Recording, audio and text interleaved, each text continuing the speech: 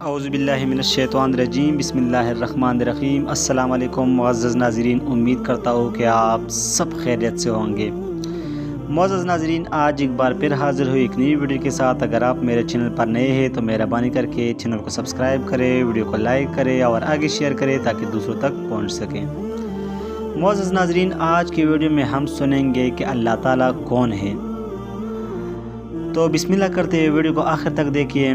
قرآن مجید کا مقصد معلوم ہونے کے بعد تمہارا دل میں یہ خیال آتا ہوگا کہ اللہ تعالیٰ کون ہے۔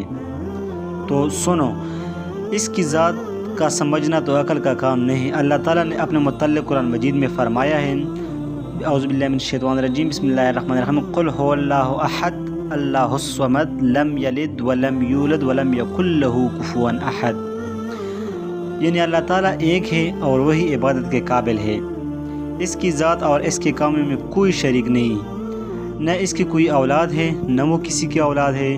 وہ آسمانوں اور زمینوں کا نور ہے، وہ ہمیشہ سے ہے اور ہمیشہ رہے گا۔ اس کو نہ نیند آتی ہے نہ اونگ۔ آسمانوں اور زمینوں میں جو کچھ ہے سب اسی نے پیدا کیا ہے۔ بغیر اس کی مرضی کی کوئی اس کے سامنے کسی کی سفارش بھی نہیں کر سکتا۔ جو کچھ ہونے والا ہے اور جو کچھ ہو چکا ہے سب اس کو معلوم ہے۔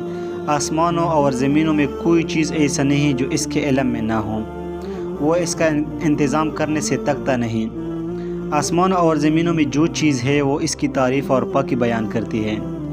وہی پیدا کرتا ہے، وہی موت دیتا ہے، وہی موت کے بعد قیامت کے دن پھر زندہ کرے گا۔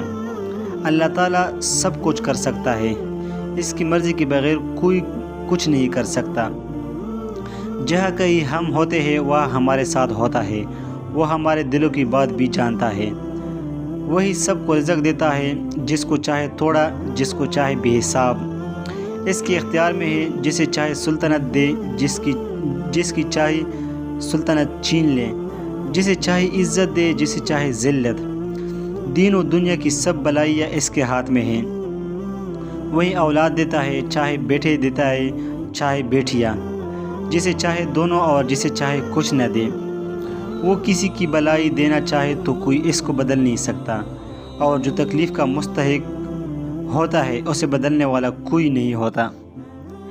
اسی نے آسمان، سورج، چاند، تارے، زمین اور ان کے درمیان جو کچھ ہے سب کو ہماری خدمت پر لگا دیا ہے۔ اس نے ہماری اچھی اچھی صورتیں بنا دی۔ اس نے ہم کو اس لیے پیدا کیا ہے کہ ہم اس کی عبادت اور فرمان برداری کریں۔ اس نے حضرت محمد علیہ السلام کو اپنا آخری نبی بنا کر بھیجا اور حضرت محمد صلی اللہ علیہ وآلہ وسلم پر اپنا آخری کلام قرآن مجید نازل فرمایا میں اس کی حفاظت کر دوں گا۔